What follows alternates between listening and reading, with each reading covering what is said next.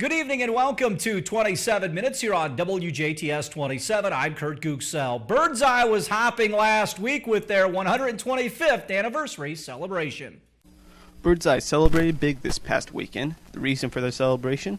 Birdseye 125th anniversary. And they celebrated with a huge festival with something available for every age, from kids to adults, with events like a Queen's contest, sporting events, a large flea market, specialty booths, games, food, and raffles. Beer garden and music were both held on Friday and Saturday night. The event closed on Sunday with a parade throughout town. Birdseye was founded in the 1880s. Popular tradition says the town was first known as Bird, after Reverend Bird Johnson, who was helping select the location for the first post office, when he said, "This spot suits Birdseye." For WJTS, I'm Peter Marshall. Holiday World and Splashin Safari is already one of the great summertime destinations. Now the park is expanding with a new ride. Earlier this week, Holiday World held a press conference for a new ride that will be sure to make Holiday World an inclusion into your summer plans next year. The ride is called Pilgrim's Plunge, and it will be the world's tallest water park ride. We spoke with the president of Holiday World, Will Cook, to get some specifics on the ride. Today we're announcing our new project for 2009. It's called the Pilgrim's Plunge. The Pilgrim's Plunge will be the world's tallest water ride. It's going to have a 131-foot drop, and it's going to have an elevator lift. It's a shoot-the-chute ride, which means it's a large boat. It's a 10-passenger boat that will go up this elevator lift, 135 feet, and then down a 131-foot drop at a 45-degree angle into a big reservoir where we'll throw up a 45-foot tall and 90-foot wide splash. Everybody in the boat gets wet, and folks will be able to ride this ride from both Splashin Safari and from Holiday World. So you can come over in your swimsuit and enjoy this, which will be very nice. And it's just a very unique, very high quality product. We're very excited to be able to introduce this for our customers. I think it's going to be something really special. Another topic that was brought up at the press conference is a new accessory that Holiday World will introduce that will better serve the convenience of families that visit Holiday World. We're also introducing for 2009, we're introducing something we call the HoloWatch. The HoloWatch is a radio frequency ID device. We're going to provide these free of charge to our customers. The way it works is you'll sign up as a family, and we'll associate a name with each one of these, and we'll associate all the members of a family or a group together. And then what I can do as the day goes on, I can go to one of 10 different info centers within the park, scan my HoloWatch, and I'll be able to see on a display screen the locations of the other members of my group. So this is going to be a real great thing for families to be able to locate other members. It's one of the things that can be very difficult when you're in the park. If you do become separated, it can be difficult to find the other members of your group. So we think that this is going to be a great value for families. And of course, we're adding this to our free product offerings in the park, which include free unlimited soft drinks and free sunscreen and free parking. So what we're trying to do is just build value into our product by adding more offerings and really especially focusing on things that really provide value for families. Families are our target market here, and it's very important to us that we provide the best quality product for families. We want to be number one for family fun, and that's what this is all about. For WJTS, I'm Peter Marshall. Also, libraries here in Dubois County have been on the minds of residents. This week, a library for Dubois was on the agenda. Anita just told me there are 160 people here, and I have to say, you couldn't have made me happier by being here tonight.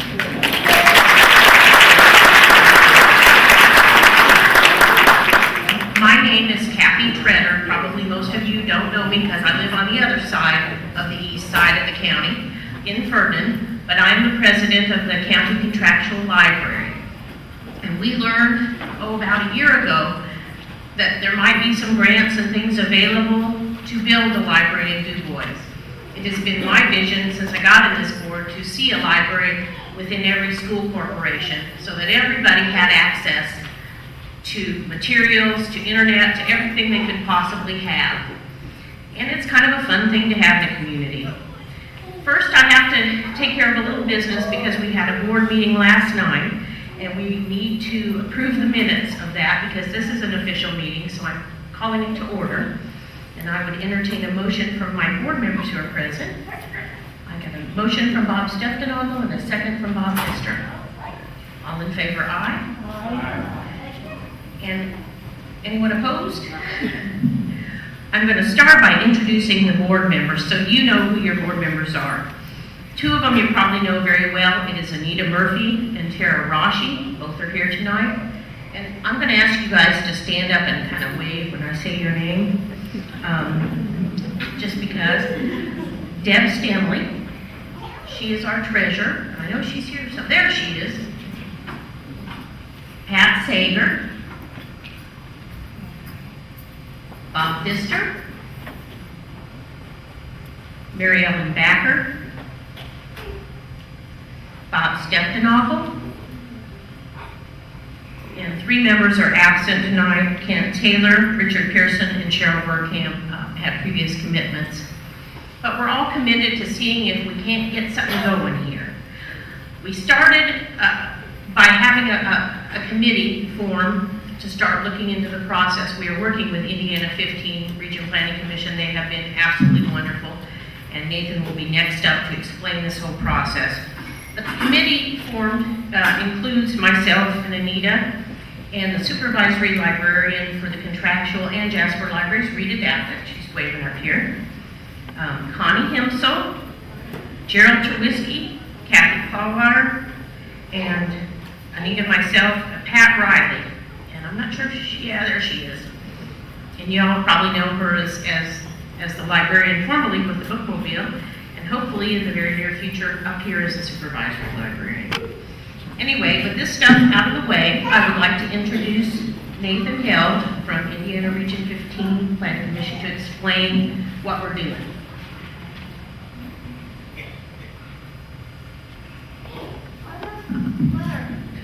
First of all, I want to say this is a great turnout. Usually we don't see this many people at public hearings, and it's wonderful. It's going to go very well with your application. One of the things that they look at, one of the most important things that they look at when they're scoring these applications is the public participation and community support, and we certainly have that tonight. And so that sets off this entire project very well with the state. This is a federal grant, so I do have to go through some of the federal language that I'm required to. On or about September 11th, 2008, the Dubois County Commissioners, on behalf of the Dubois County Contractual Library Board, plans to submit an application to the Indiana Office of Community and Rural Affairs for a grant to fund a library feasibility study. This grant is from the Community Focus Fund of the Small Cities Community Development Block Grant Program. This program is funded by Title I of the Housing and Community Development Act of 1974. OCRA requires one public hearing prior to the submission of the final grant application. And this public hearing allows the residents of Dubois an opportunity to express their views on this project or any other project funded with community-focused funds. Now, what we are applying for, first of all, is a planning grant. This is the first stage that we really need to go through. This grant is to study the feasibility of a library here in Dubois. If the plan is, if the library is found to be feasible, we will then move into a construction grant application. Now, the construction grant is much more competitive, and we'll have to go through several more of these hearings before we do that. But this grant that we're applying for now, the planning grant, we are applying for up to $50,000 with a local match of at least $4,500. The final details are still being worked out with that, but it's a smaller grant. Now, when we move to the construction grant, that's a $500,000 grant, and that's the one that's going to build your library. Like I said, we are submitting this here in a couple of weeks. We'll hear by the end of October if this was awarded, and at that time, Universal Design will begin working on this plan. And they are here tonight. They're going to talk a little bit about their process for this, what they're going to look at within their plan, and how they're going to involve you, the community, in this. And once they're done, oh, one thing I do want to mention. When I say OCRA, that is the Office of Community and Rural Affairs, but they do let us call it OCRA, so I'll use that for short. Another purpose of this hearing tonight, and we'll go into that after Universal is up here talking about the plan, is to take comments on this grant, and if you want a library here in Dubois. Your comments will go into the application. I'm recording them. They're going to be in formal minutes, but more importantly, I'll be able to take those comments out, plug them in throughout the application, and make it even stronger. So what we're looking for, if you are against this project, you're free to speak up. But we're also looking for comments. Why does Dubois need a library? Maybe some personal stories about how far you have to drive to another library. Talk about the schools and the kids, how important it is to them to have this library. All of those comments will make this application stronger, and what you say tonight and in the next public hearings will help to strengthen the construction grant, which, like I said, is much, much more competitive. So it's great that you all are here, and I would encourage comments when we open it up for comments. We do have representatives from Universal Design here tonight. I'm going to ask them to come up and talk to you about what's going to go on if this grant is awarded.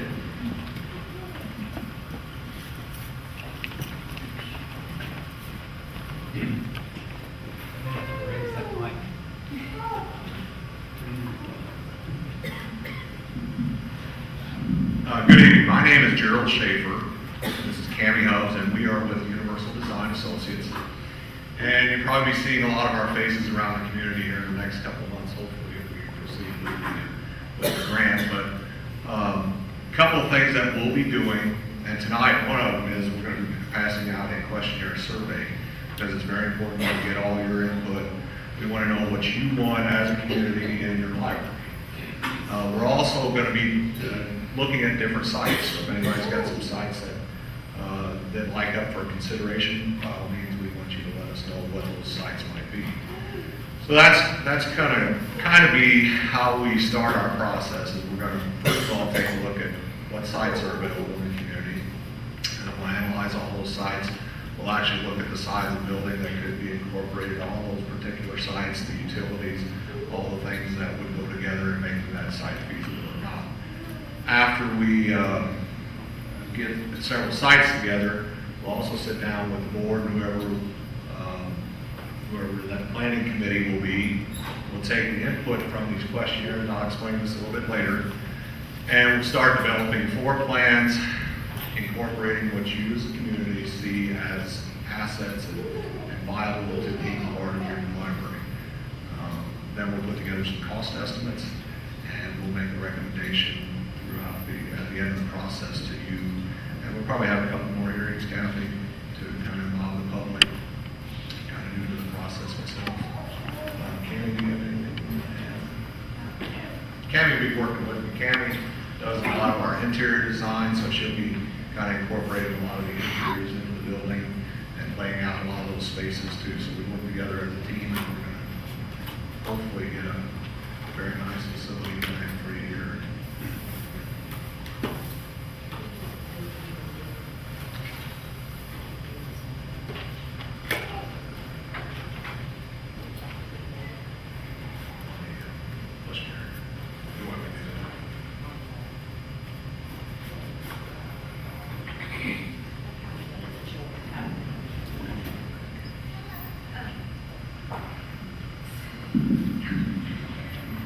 Some of the design process, basically, what we do is we'll meet with the committee once we receive the surveys back and get your answers to those surveys, and we'll put that all together so that the committee can review what the community wants. And from that process, once we see those site locations, we will then come up with those floor plans and have more hearings basically letting you know what people had wanted or needed for each specific area. For instance, do you want a community room? Do you want a children's reading area? Do you want, on the outside of the building, do you want an activity room for children or teens?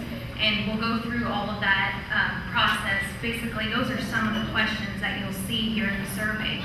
But we're trying to hit everybody's needs and assets for this building. And so then we continue with the floor plan. We'll come up with several different options of floor plan space layouts, and Gerald and I both do that. We come together with 2 or 3 different options of what we think would be necessary for the community.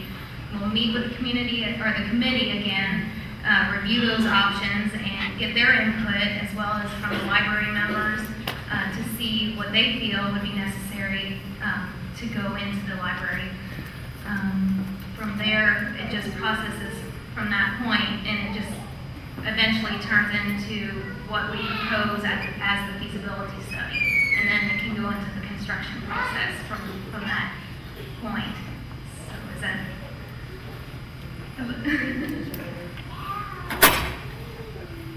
Okay. All right. We won't take up any more time now, but at the end of this thing, like Nathan said earlier, it's good to see such a big crowd here. This gets a lot of input for us. I think we ran off, I think Anita told me 100 people here tonight, planned for 100 people. We got 165, I got 150 forms, so that's a good problem. But we'll get everybody one that wants one, and it's very important that everybody take a look at these and fill them out, but I'll go into a little more detail on that a little bit later. Thank you.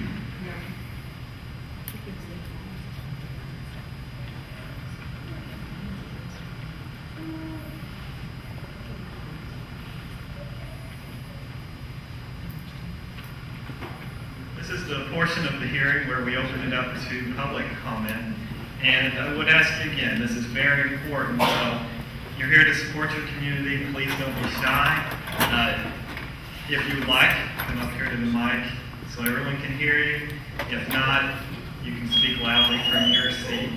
But one thing, this planning grant is not as involved as the construction grant. Once we move into, assuming it's feasible, and we move into a construction grant, we will ask that you write letters of support. So if you're really not comfortable with speaking in front of a crowd, letters of support will always help. But tonight I would ask you to please make some comments.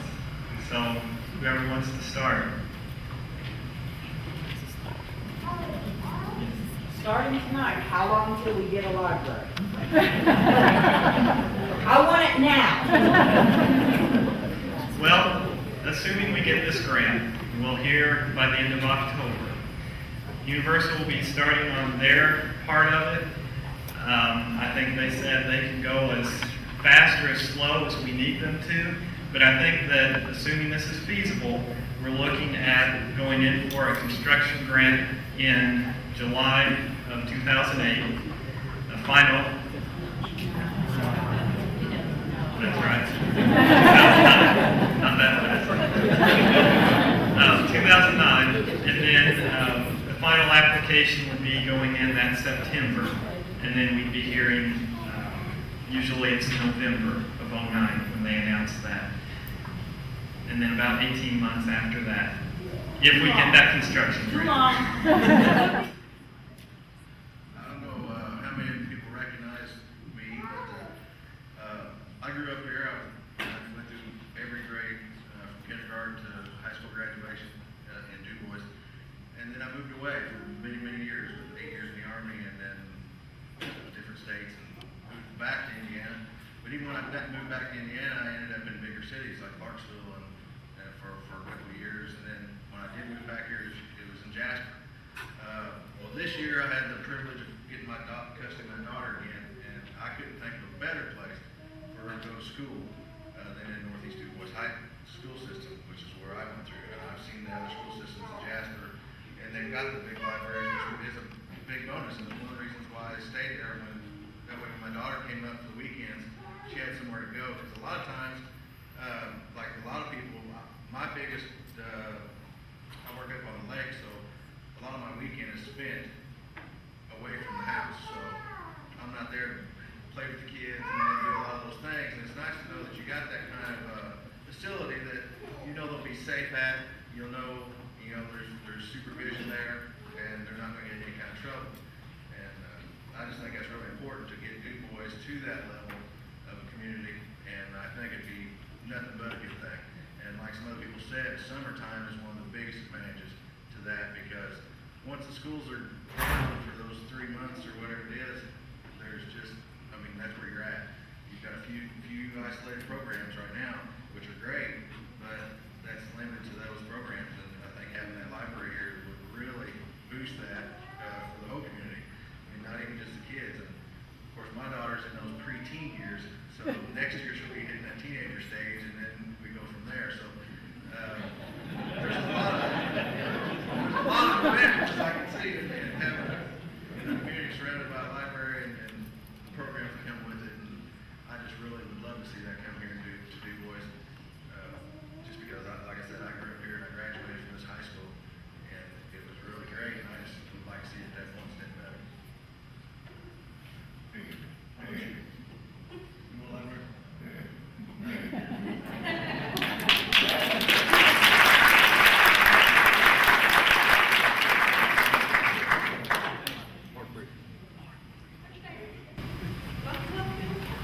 No, I think everybody can hear me here. One thing nobody's talked about yet is the college kids that come home for whatever break. I know my niece has come home on Christmas break or whatever break she's had. She's had term paper homework that's being done too, that if they have that accessibility for a library here where she can, look at books or get on computer or whatever, that would also be a benefit to those college students and not just the ones in the school system here as well.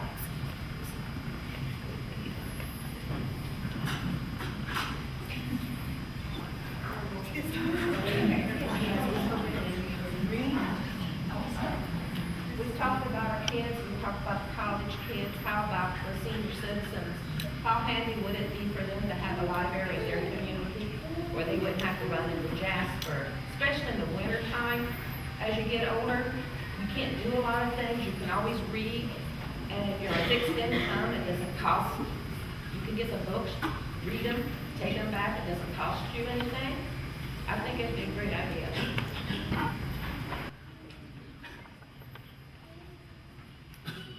Many years ago, we had a bookmobile here in town, and several of the classes, I taught language arts for 6 years, and several times we would walk over to the bookmobile. Usually 5th graders did at that time, 7th graders, 8th graders did, elementary teachers, staff, and I think several of those classes went to the bookmobile also. And there's nothing quite seeing a kid's eyes light up when they get a book that they want to read. And we have wonderful school libraries. We have great libraries. But there's nothing like quite seeing a kid's eyes light up when they see a book on their pig farmer and they like to see a book on pigs. Or if they see a book on cars or motorcycles or something that piques their interest. And if we could have a library and a place for kids to get that resource, I think that would be a great place for us. We've lost that with the bookmobiles. So thank you.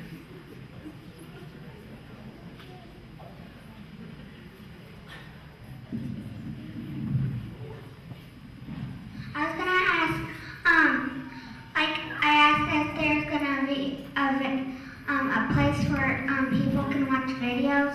I was gonna ask if we could have videos for babies and other kids too, or I can have videos for grown-ups. We'll have videos to check out just like books. Videos and books on tape. So you can check them out and take them home. And the really cool thing is you keep 3 days, be a new release movie, 3 days, you didn't have to pay anything for it. Watch it as much as you want. So that's another benefit of the library. That's a good question.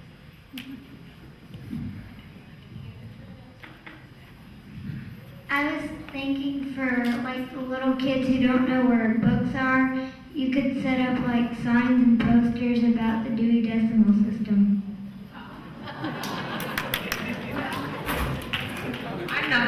pretty sure, are you still using, yeah, she's still using the Dewey Decimal System, so good idea. I think the library idea is a really good idea because, for all those kids that have nothing to do after school should just walk over and, check out some great books. I do too also, and I think it would be a great thing for kids after school. Instead of going home and playing PlayStation, they can go to the library and check out great books.